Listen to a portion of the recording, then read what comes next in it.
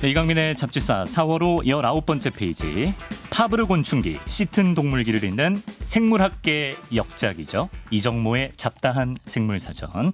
이정모 전 국립과천과학관장과 함께합니다. 어서 오십시오. 안녕하세요. 오늘은 제발 말을 천천히 하겠다고 다짐한 이정모입니다. 저희가 편집하면서 내용은 너무 재밌는데 다소 빠른 감이 있습니다 말씀드렸더니 혹시 석고대죄 모드로 시작을 하시네요. 제가 성격이 급해서요. 흥분하면 또 말이 빨라집니다. 재밌을 수가 있어요.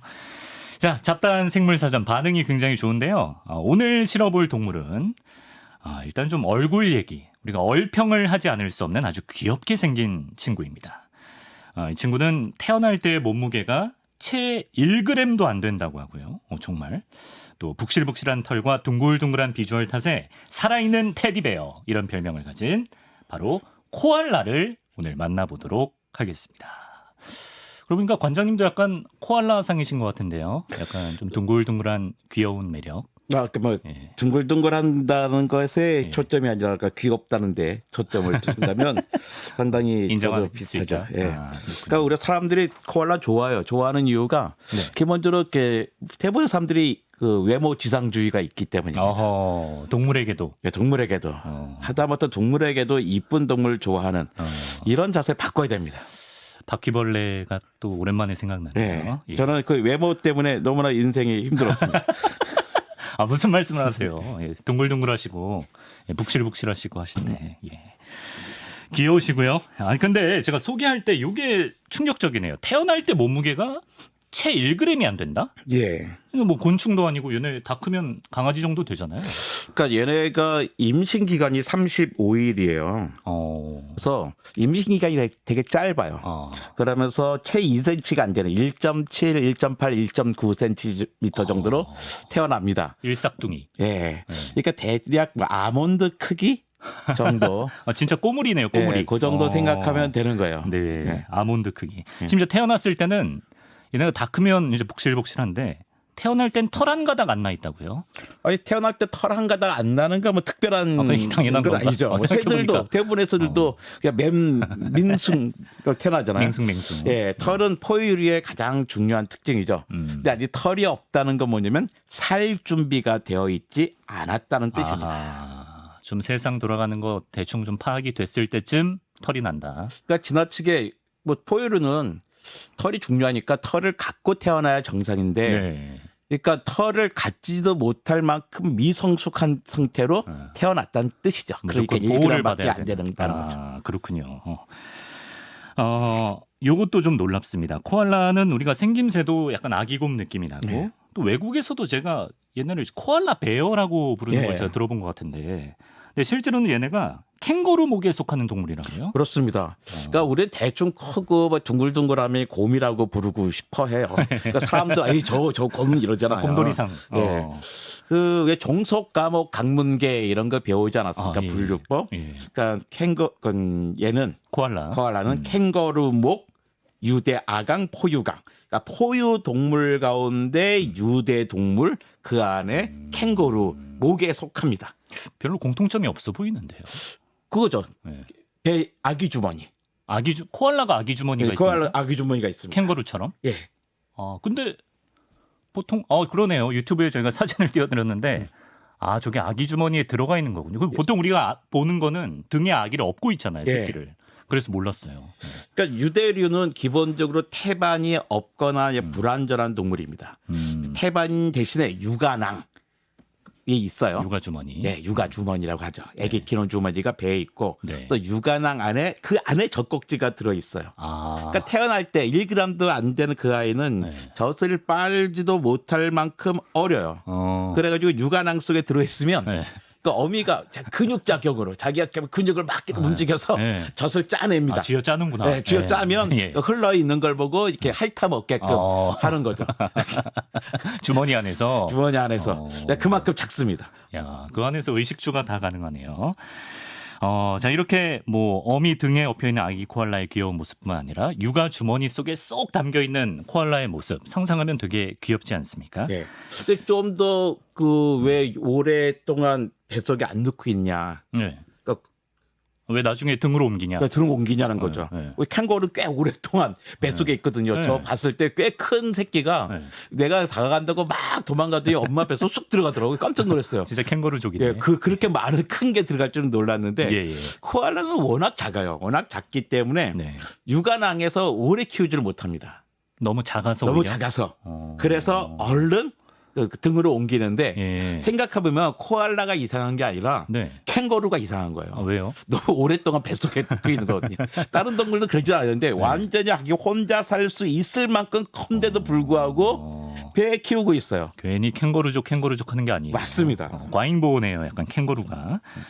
아 근데 아주 우리가 몰랐던 충격적인 모습이 있다고 합니다. 코알라가 그렇게 주머니 안에서 젖을 뗄 무렵이 되면 이때부터는 어미의 항문에 입을 대고 어미의 배설물을 받아 먹는다? 이게 이게 무슨 특별한 식성입니까? 왜 이런 짓을? 신기하게도 코알라의 육안항은 거꾸로 있어요. 위아래 바뀌어가지고. 그러니까 육안항 바깥으로 쭉 목을 내밀면 고개를 내민 캥거루 왜 육안항 바깥으로 고개를 딱 내밀잖아요. 캥거루가. 그런 캥거루 새끼는 어미랑 똑같은 세상을 봐요. 근데 코알라 새끼는 육안항에서 고개를 싹 내밀면 어미 엉덩이가 보입니다.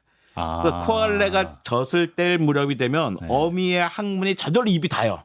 아 이렇게 고개를 내밀면 구조적으로 어미 항문과 닿을 수밖에 없다. 닿을 수가 있죠. 근데 뭐 냄새도 나고 엄마 냄새고 당연히 또 핥아 먹게 되죠. 핥아 먹다 보면 어미의 똥을 먹을 수밖에 없습니다. 아 그래요? 그게 진짜로 똥을 먹는 건가요?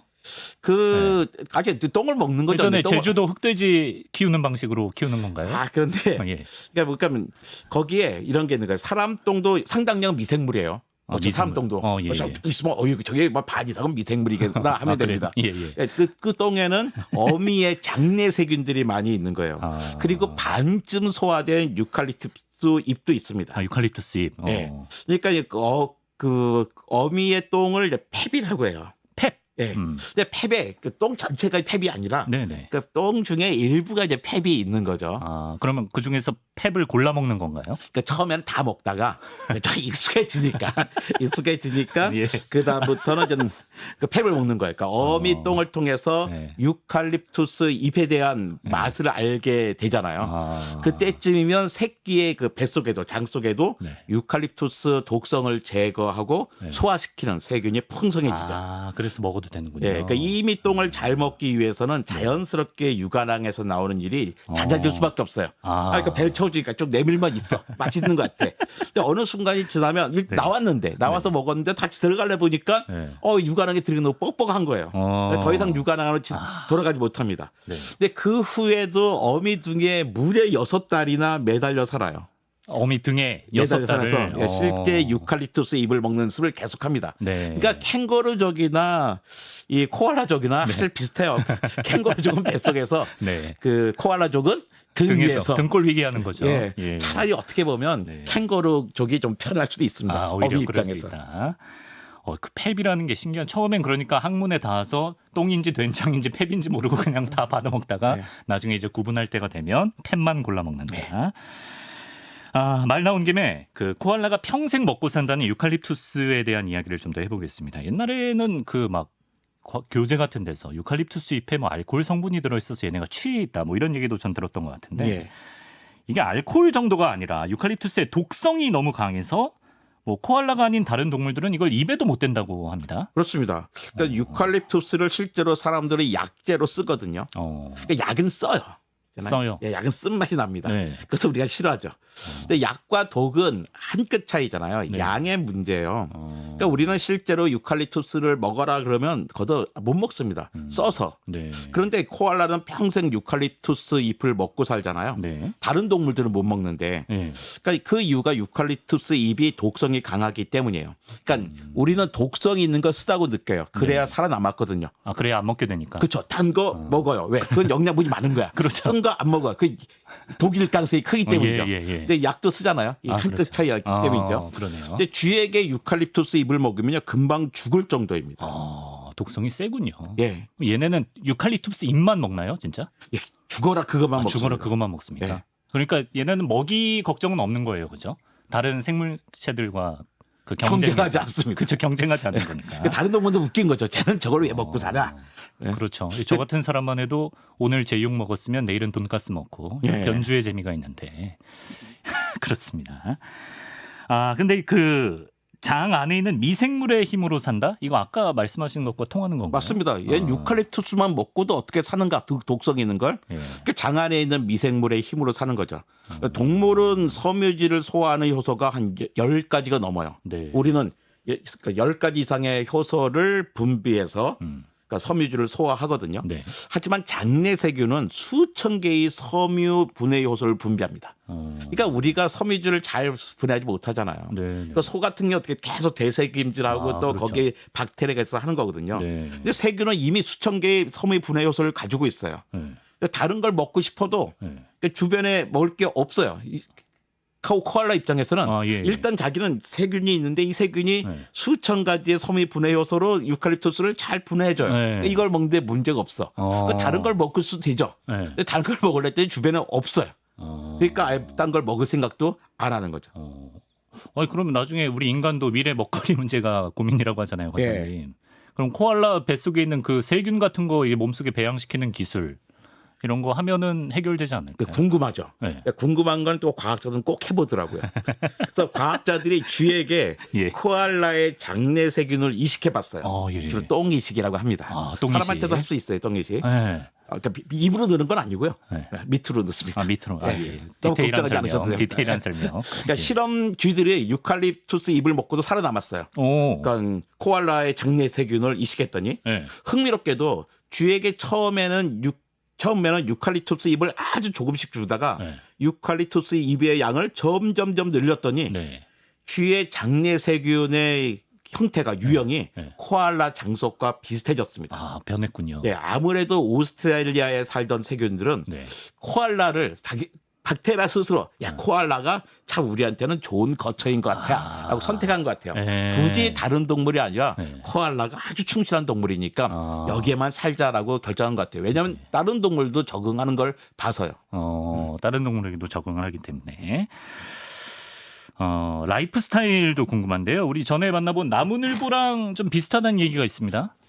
코알라는 유대류 버전의 나무늘보다라고 하죠. 그러니까 발이 정말로 물체를 잡기 좋게 생겨가지고요. 항상 나무에 매달려 있을 수 있습니다. 네. 그런데 또 게으르기가 이루 말할 수가 없어요.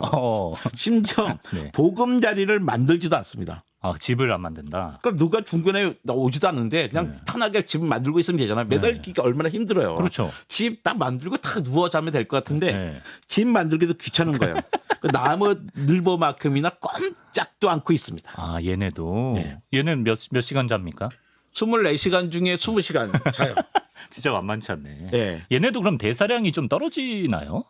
그러지 않을까? 체온을 유지해야 되니까 딱 그만큼만 하는데요. 얘네들은 또 남도의 더운 지역에 살아가지고 체온 유지에 살짝 유리합니다. 그럴 수 있겠네요. 근데 도대체 왜 이렇게 자는 걸까? 네. 뭐 20시간을 자도 사는데 문제가 없으니까 잠을 많이 자는 거겠죠. 네. 근데 세상에 궁금한 것도 많을 거잖아요. 그렇죠. 그 나무 위에서 잠만 자는 게 이상하잖아요. 네. 근데 그 해답은 네. 코알라가 매달려서 졸다가 먹다가 하는 나무에 있습니다. 그 나무가 바로 유칼립투스예요. 코알라는 오로지 유칼립투스 잎만 먹고 사는데 네. 평생 한 가지만 먹잖아요. 근데 유칼립투스에는 알코올 성분이 있습니다. 그러니까 코알라는 하루 종일 술에 취해 있는 셈이에요. 취해서 아무것도 못 하는 거예요? 네, 취하니까 졸린 거예요. 잘 모실 텐데요. 술 드시는 친구한테 물어보세요. 너 술 마시면 졸리지? 라고 물어보시면 그렇다고 합니다. 그러니까 실제로 사람들이 코알라 코가 옛날에 코주부 영감처럼 딱 술 취한 것처럼 보이잖아요. 네. 사람들은 괜히 그런 것도 되게 연상을 하죠. 자기 코 생각하고. 저희 또 약간 말술 느낌 에디터 한 명 있거든요. 네. 술 마시면 졸립나요? 당신 말하는 겁니다. 네. 아니라고 발뺌을 하고 있습니다. 모른다고 합니다. 왜 술 안 드실 것 같은데요? 그 나무늘보는 저번에 말씀해 주시기를 일주일에 한 번은 용변보로 내려왔었잖아요. 땅에. 코알라도 가끔 내려오는 옵니까? 취해 있으니까. 천사의 특징이 있죠. 자꾸 나무에서 떨어집니다. 진짜로요? 네, 나 취해서 나무에서 떨어져요. 코알라가 나무에서 떨어진다. 그래서 근데 보통 심하게 다치지 않아요. 그냥 높이 있지도 않습니다. 그러니까 넘어진 김에 쉬어간다고 나무에서 떨어진 코알라는 흙에서 염분을 섭취하죠. 흙에서 이렇게 내려온 김에 소금을 먹어야 됩니다. 필요하니까요. 네. 그 취해서 떨어진 것만은 아니네요. 염분을 섭취하기 위해서라고 하면 모양새가 좋을 것 같습니다. 그러니까 어차피 취해서 떨어지니까 떨어진 김에 일단 뭐 소금 먹고 올라가자. 민망해하나요? 예? 그냥 주변에 한번 쓱 둘러보나요? 좀 취한 사람들이 어디 민망해하는 거 봤습니다. 그렇군요. 그런 거 없습니다. 코사불성의 아이콘 코알라입니다. 자, 그리고 코알라의 중요한 특성 중에 얘네가 물을 안 마신다는 얘기가 있습니다. 예. 심지어 코알라라는 이름 자체가 오스트레일리아 원주민 말로 물을 먹지 않는다 이런 뜻이라고 하네요. 예, 굴라. 굴라라고 하는데요. 예. 그게 저도 앞으로 들어봐 내가 원주민 말을 알겠어요. 근데 그게 네. 물을 먹지 않는 놈이란 뜻이래요. 근데 생물이 살려면 물을 먹어야 되잖아요. 그렇죠. 원래 취하면 또 물을 더 많이 그렇죠. 마시게 됩니다. 그렇죠. 예. 그래서 자느라 물 마시러 갈 틈도 없어요. 근데 몸에는 물이 필요하잖아요. 네. 다행히 유칼립투스의 입에 물이 많습니다. 유칼립투스 입에 50에서 70%가 물이에요. 네. 그런데 이게 뭐 특별한 일도 아니에요. 네. 우리 몸도 70%가 물이잖아요. 네, 그렇죠, 네. 그렇죠. 근데 유칼립투스에는 알코올도 있어요. 딱 취해요. 근데 거기 안에 물도 있고 또 먹어. 근데 또 취해. 계속해서 평생 취해서 진행되는 겁니다. 이게 얘네한테는 진짜 완전 식품이네요. 네. 네. 뭐 세상 고민 없이 살 수 있습니다. 그렇습니다. 코주망태. 예. 자, 코알라 참 알면 알수록 반전이 많은 동물인 것 같은데요. 진짜 반전이 있는 게 얘네 좀 생김새가 귀엽다고 가까이 우리가 다가갔다가는 정말 큰 코알라한테 큰 코 다칠 수가 있답니다. 왜냐하면 코알라 몸에서 악취가 보통이 아니라고 합니다. 네. 혹시 직접 맡아보셨나요? 아니요. 저는 코알라를 실제로 보지 못했어요. 저는 호주를 많이 갔지만 네. 한 번도 있는 곳을 가지 않았기 주로 사막에 갔기 때문에 진짜 야생으로. 네, 못 봤습니다. 하지만 호주 사람한테 얘기는 많이 들었어요. 하다 보면 코알라 얘기 많이 하게 되잖아요. 예. 맥주에 코알라라도 붙어 있고 하는데 그러니까 이제 왜 그러냐 물어봤어요. 그 사람들이 걔네들 냄새가 왜 나? 그러니까 그 호주 사람들 참 단순해요. 그래서 목욕 안 해서 그렇지 않을까 그러는데 아니 동물들 대부분 목욕 안 해도 그냥 냄새 안 나고 살잖아요. 그러니까 그 왜 그런지는 모르겠어요. 모른다. 네, 역시 모르면 답니다. 모른다고 하는. 모릅니다. 그렇죠. 예. 주변에 아는 사람이 없더라고요. 수소문 해봤지만. 근데 보통 약간 좀 술 많이 드시는 분들이 또 냄새 나는 경우가 있습니다. 많이 납니다. 예, 제 동생이 그렇습니다. 진짜 TMI고요. 예. 자, 그리고 착한 얼굴 뒤로는 좀 은근히 성깔도 있다고 하는데 약간 좀 포악한 면이 있나요? 그러니까 코알라는 단독 생활하는 동물이에요. 같이 안 삽니다. 네. 짝도 번식기 때만 잠깐 만나요. 그러니까 사회성 제로인 친구들이죠. 예. 그러니까 이런 친구들은 자기 가까이 누가 오면 성질을 좀 부립니다. 할퀴겠죠. 네. 예. 그리고 저희 에디터 조사에 따르면 가장 반전인 부분은 울음소리라고 하는데요. 코알라 울음소리 여러분 들어본 적 있으십니까? 일단 우리 같이 좀 들어보고 얘기하겠습니다.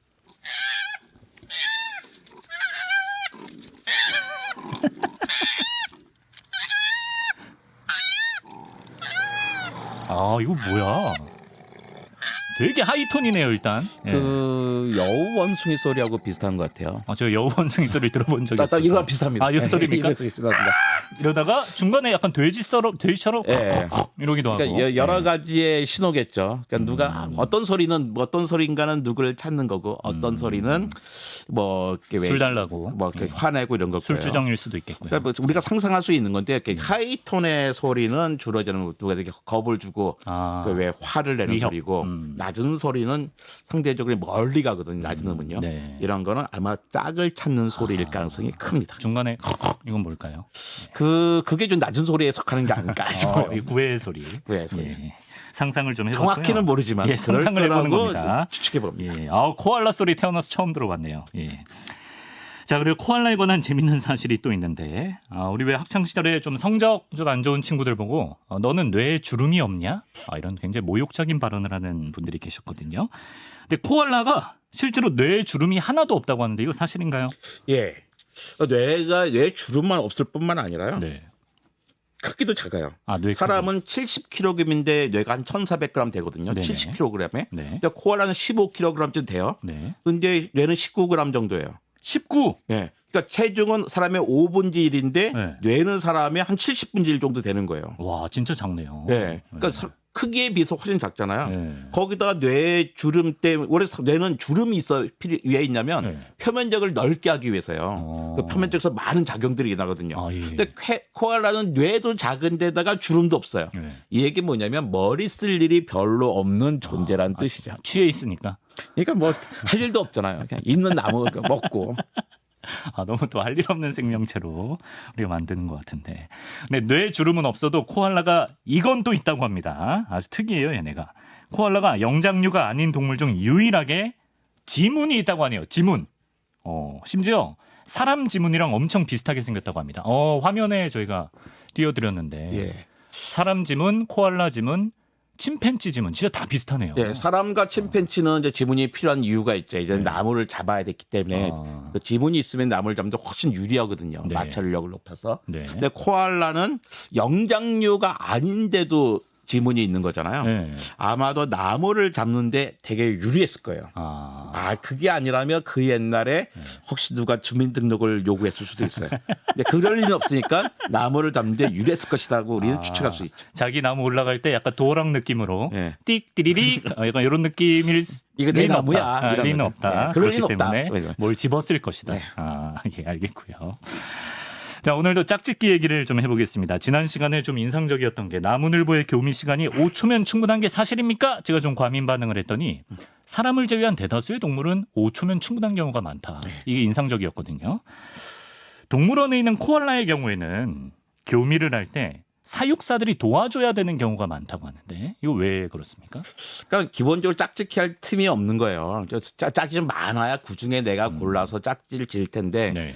동물원에 뭐 코알라가 몇 마리 있지도 않잖아요. 네. 그러니까 사육사가 조금 약간 인터넷에 뭐 유튜브 찾아보시면 그 장면들 보실 수 있는데요. 네. 약간 좀 민망합니다. 왜 어떻게? 민망하게 뭐 수컷의 엉덩이를 툭툭 쳐가지고 예. 어떻게 뭐 그렇게 하는데 그게 좀 그렇습니다. 어르고 달래는군요. 예, 그러니까 코알라는 야행성이에요.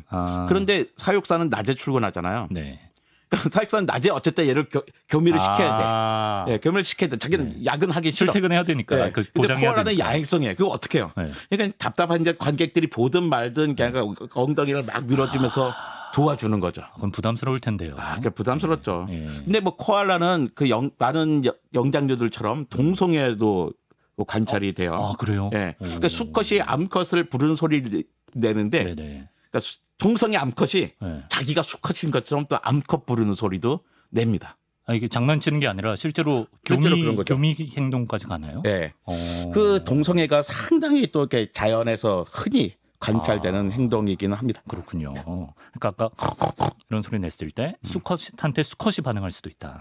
예. 아니 주로 암컷이 암컷한테 하더라고요. 암컷한테. 수컷이 많이 찾긴 하는데, 예. 그러니까 지금까지 관찰된 거는 주로 암컷 사이에 동성애가 많이 관찰됐습니다. 이것도 뭐 몰랐네요. 수컷 사이도 있겠지만 어쨌든 사람들이 다 보진 못했기 때문에. 예, 알겠습니다. 좀 무거운 얘기를 하고 좀 마쳐야 될 것 같습니다. 몇 해 전에 기억하실 거예요. 호주에 산불이 아주 크게 나서 그때 코알라의 30%가 목숨을 잃고 또 화상 입은 친구들도 많고 그랬었는데 어떻게 관장님 지금 코알라는 남아있는 개체 수가 어느 정도 됩니까? 그러니까 죽은 30%가 5천 마리였어요. 그러면 그러니까 나머지가 생각하면 3분의 2쯤 남았다 치면 한 10,000마리 정도 10,000마리 남아있다고 봐야 되는 거죠. 이 정도면 멸종을 걱정할 수준인가요? 걱정해야 되는 거죠. 그러니까 최근에는 또 코알라의 치명적인 성병이 또 퍼지고 있습니다. 그럼 성병 얘기가 있던데 이거 네. 뭐예요 자세히? 그러니까 그 성병이 무슨 성애비 때문에 생긴 병은 아니고 네. 뭐 어떤 뭐 박테리아가 있는데 그 박테리아를 일으킨 성병이 얘네들 사이에 넓게 퍼지고 있는 거예요. 근데 평상시에도 이제 그 박테리아를 갖고 있었을 텐데 그 전에는 면역력이 괜찮아서 문제가 없었는데 산불이 나고 또 기온 상승이 딱 높아지니까 면역력이 많이 떨어진 거죠. 근데 그러다 보니까 예전의 상태, 몸 상태가 아니라서 그게 발병하는 게 한 8배가 늘어나 버렸습니다. 환경, 그 기온이 변하면서 면역력이 떨어졌기 때문에 앞으로 더 지구가 덥고 건조해지면 더 심해지지 않을까 걱정이 되는데 그것도 그렇지만 또 환경오염, 기상이변으로 인해서 유칼립투스가 말라 죽어가는 현상도 코알라를 위협하고 있다고 들었습니다. 그렇죠. 유칼립투스에 하나에 매달려 사는데 그렇죠. 유칼립투스가 막 사라지면서 서식지의 4분의 1이 감소했습니다. 그러니까 3분의 1이 어차피 마리수가 3분의 1 줄었으니까 뭐 4분의 1 줄었으면 큰 문제는 아니네. 하지만 이 친구들이 다시 회복을 하려면 서식지는 있어야 되잖아요. 그렇죠. 서식지가 막 없어지고 있어서 이러다가는 2050년이면 멸종될 것 같다라는 계산이 나오는 거예요. 2050년이면 진짜 머지않았네요. 그래서 이제 오스트레일리아 정부는 그 코알라를 멸종 위기종으로 지정했습니다. 네. 근데 딴 데는 지정 안 했어요. 딴 나라들은. 딴 나라들도 코알라가 있긴 있겠죠. 예. 없기 때문입니다. 아주 참 장난꾸러기셔야죠. 예, 알겠고요. 자, 호주에만 사는 코알라인데 호주에서 멸종 위기종이 됐으니까 우리 전 지구인 모두가 정말 관심을 갖고 예전에 제가 듣기로는 백인이 처음 호주 땅에 상륙했을 때 그 코알라 모피 때문에 엄청 학살을 했다고 들었거든요. 인간으로 인한 제2의 대재앙이 발생하지 않게끔 조금 더 신경 쓰고 다 같이 돌봐줘야 될 것 같다는 생각을 해봅니다. 잡다한 생물사전 오늘 함께했습니다. 이정무 관장님, 코알라 같이 등재해봤어요. 고맙습니다. 감사합니다.